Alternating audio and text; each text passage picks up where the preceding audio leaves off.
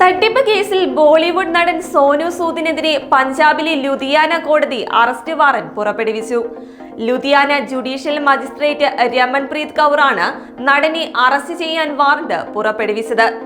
ലുധിയാന ആസ്ഥാനമായി പ്രവർത്തിക്കുന്ന അഭിഭാഷകനായ രാജേഷ് ഖന്ന നൽകിയ 10 ലക്ഷം രൂപയുടെ തട്ടിപ്പ് കേസിലാണ് ഇപ്പോൾ അറസ്റ്റ് വാറന്റ്. മുഖ്യപ്രതി മോഹിത് ശുക്ല റിജിക്ക കോയിൻ ഇടപാടിൽ നിക്ഷേപിച്ചാൽ ലാഭം കിട്ടുമെന്ന് പ്രലോഭിപ്പിച്ച് പണം തട്ടിയെന്നാണ് ആരോപണം. കേസിൽ മൊഴി നൽകാൻ സോനു സൂദിനെ കോടതി വിളിപ്പിച്ചെങ്കിലും കോടതി ഇതിനായി അയച്ച സമൻസ് താരം അനുസരിക്കാത്തതിനാലാണ് അറസ്റ്റ് വാറന്റ് പുറപ്പെടുവിച്ചിരിക്കുന്നത്.